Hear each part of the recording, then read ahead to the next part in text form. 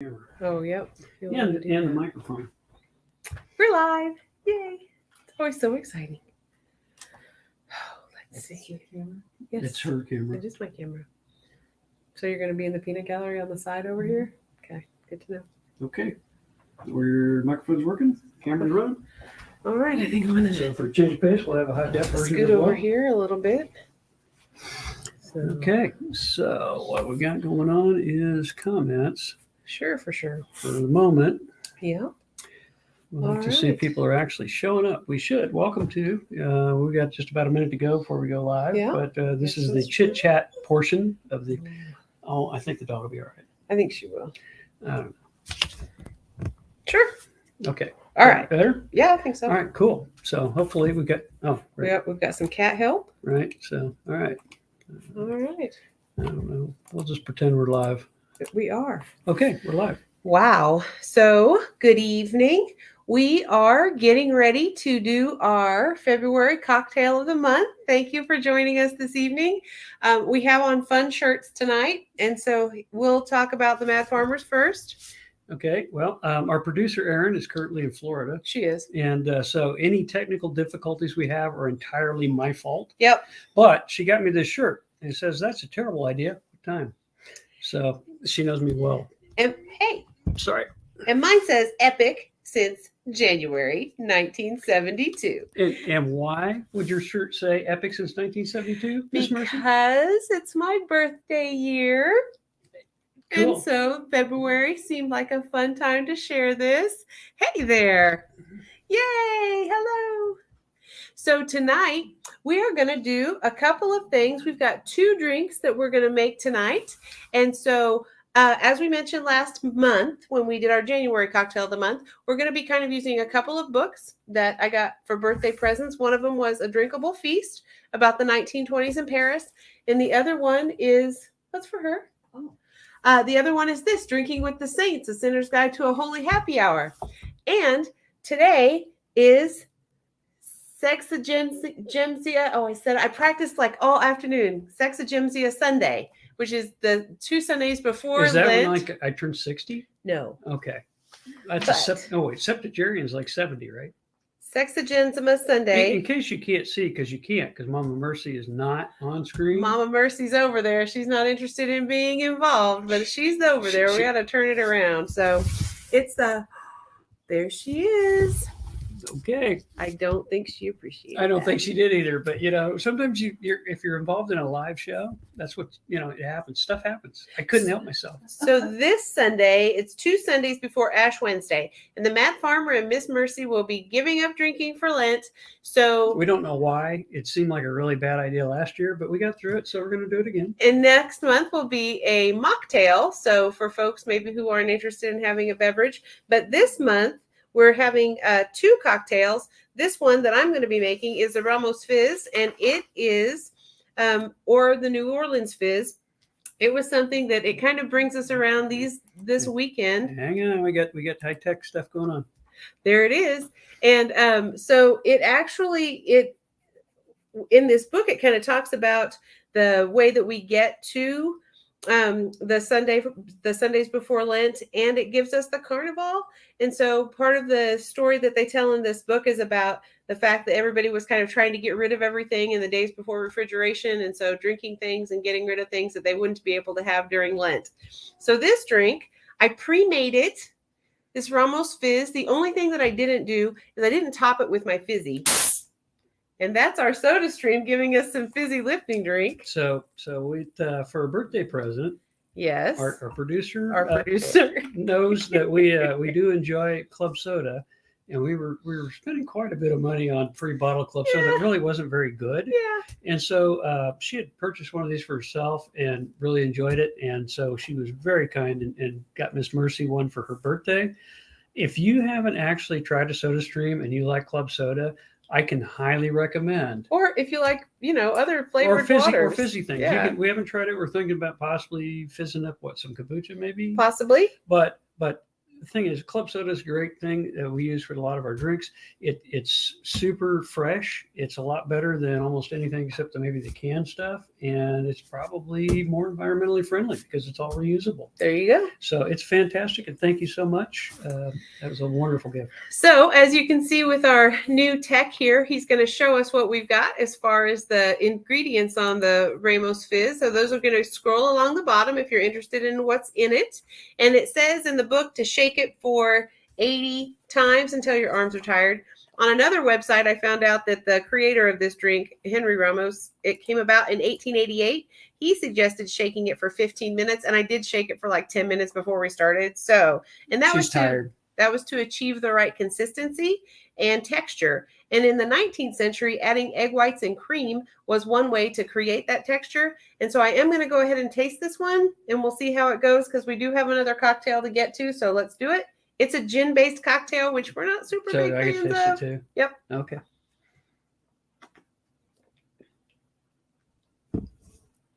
Huh. That looks like pleasantly surprised. Yes. This is going to be kind of like that one where we don't want to share, right? Pleasantly surprised. You can't really taste the gin. Yeah, you can. Okay, different palates, but oh yeah, you can. I think that might be the lemon and lime juice kind of mixing it up in there, but there's a little foam on the top, and I'm not. You are welcome to that. Maybe your mom would like to have not it. half bad. Would you like to try it? So that is again. It has. We didn't have any orange flower water.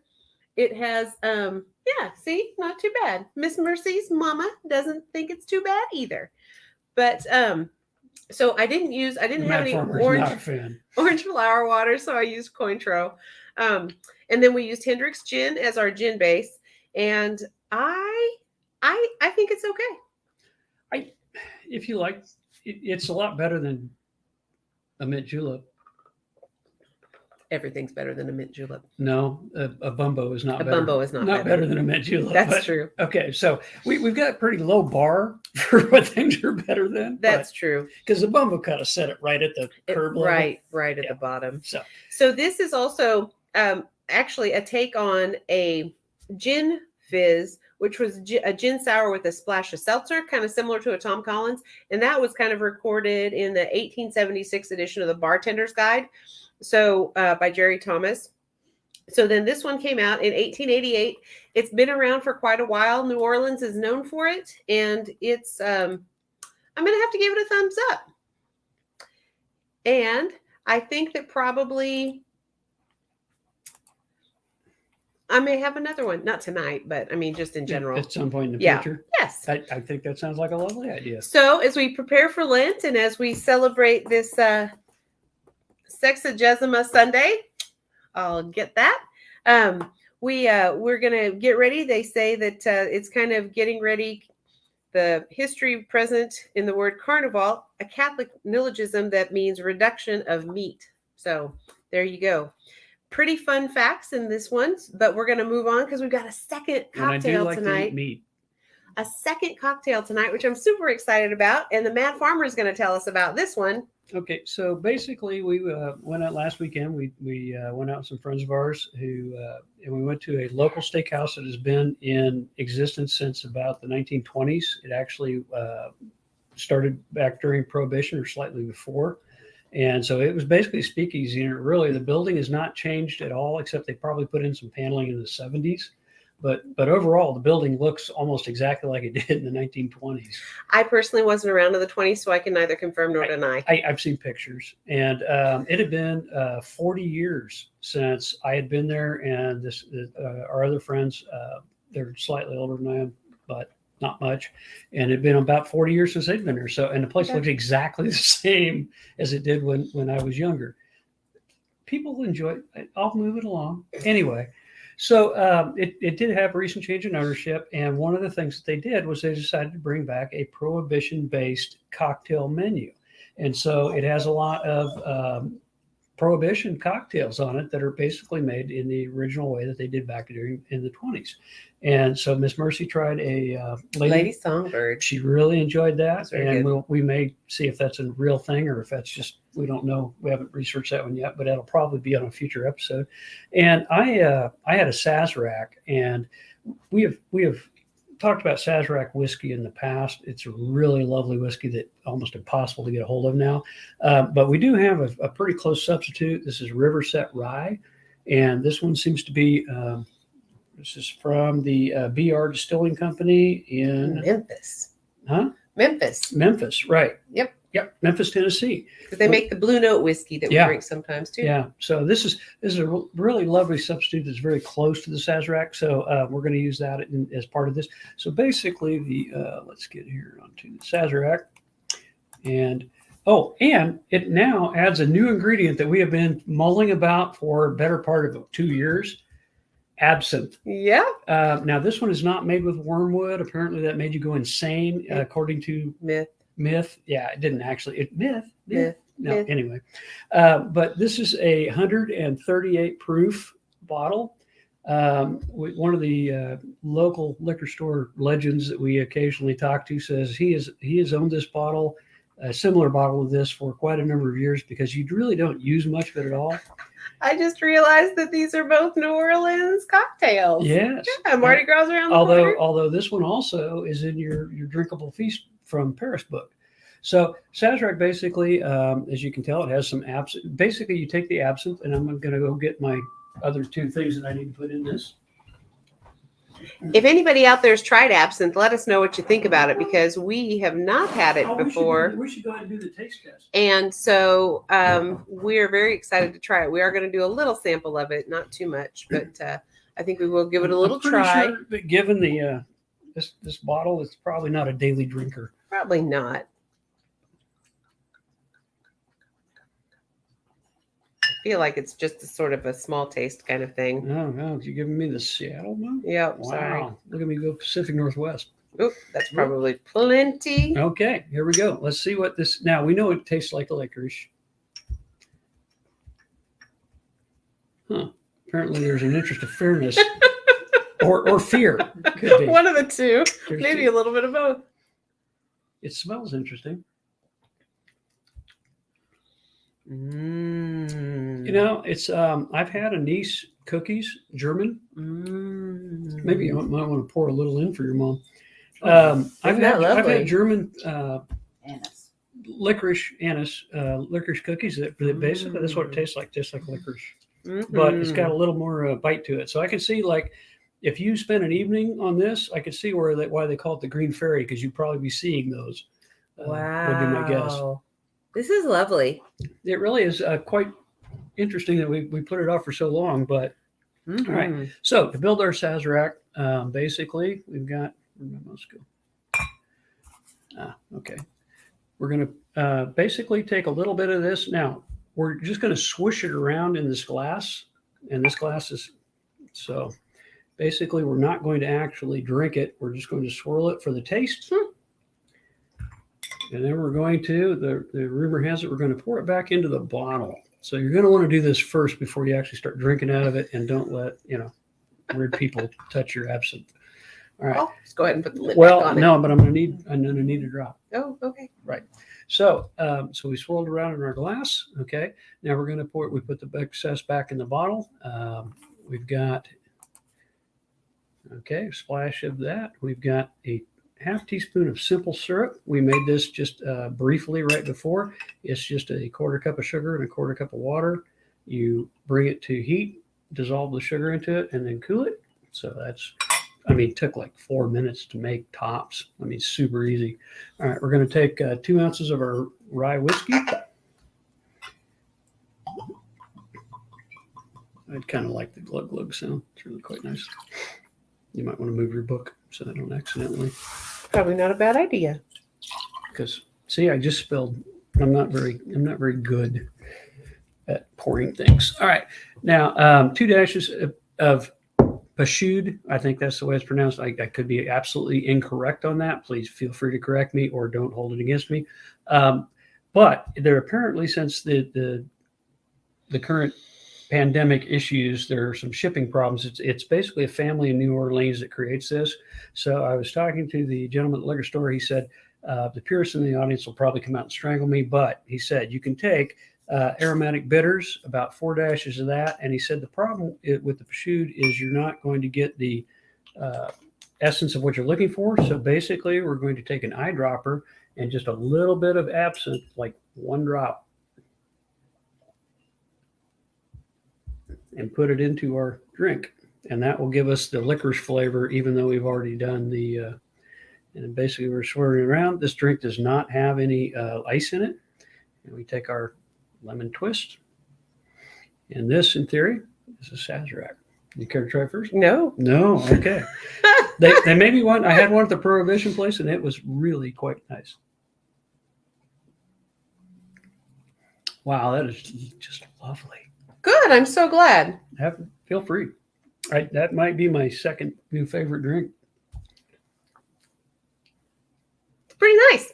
And it doesn't really taste kind of a tie. I think they were both all right today. And it doesn't really taste, the licorice doesn't really taste, it tastes almost citrusy. Yep. So, but and it may be the simple syrup that's pulling that in. Could be. Into that. Maybe. So I think that's pretty much what we got going on. Yes. All right. So is there any comments that we missed? We had at least 3 people watching, I think. I don't really know. No, nobody. It looks like we've got all of the comments that we've got tonight. But I am super excited to be able to try this. I'm kind of, we've got this is the second gin drink that we've used. And it's better than the first. It's not bad at all, this one. And we have another one slated for later this year. So hopefully we'll be able to. What are you doing, man? I was just trying to make sure they can still see your shirt. Oh, okay. So hopefully, as we keep going through this little journey of our cocktails, we'll come to love. We'll come to tolerate gin. Yeah, maybe let's go with tolerate. Okay. Maybe let's go with tolerate. So yes, so that is our 2 drinks for our wrapping up just here before we go into Lent, the Sazerac and the Ramos Fizz. And so I hope that you enjoy them. If you try them, as always, do let us know if you try them. If you try them and don't like them, let us know that too. We went with the ingredients that we had, which was Hendrick's gin, and then of course fresh squeezed lemon and lime juice, the egg white and cream. And as always, if you go to tslhomestead.com, you can sign up for our newsletter. Mm-hmm. And what we're contemplating is that if you sign up to that, we're probably going to email you the drink that we're going to be doing like a week in advance. Yeah. So that you can get along. And if you'd like to, because StreamYard gives us that option, we can actually stream with people. So you could go along with us, try it at home, and get on the video cast. Like a drink along. Yeah, but. Yeah, only safer because nobody's driving anywhere. I suppose they could do it. No, we want you to drink responsibly and don't drive. That's correct. But yeah, we're looking at expanding that. We're probably, I don't know, we may get really rambunctious and put together a newsletter of some type. Maybe. Maybe some of the fun facts we talk about, maybe we'll type them in. Yeah. Or put the links to the books, that kind of stuff. So go to our Odyssey channel. You can go to our YouTube channel, TSL Homestead, and also tslhomestead.com. Mm-hmm. Follow us on Facebook. However you want to. You can email us. It's just fantastic. Whatever way we can reach out. And as always, drink responsibly and get into the spirit of things. Have a great night, folks. Bye-bye.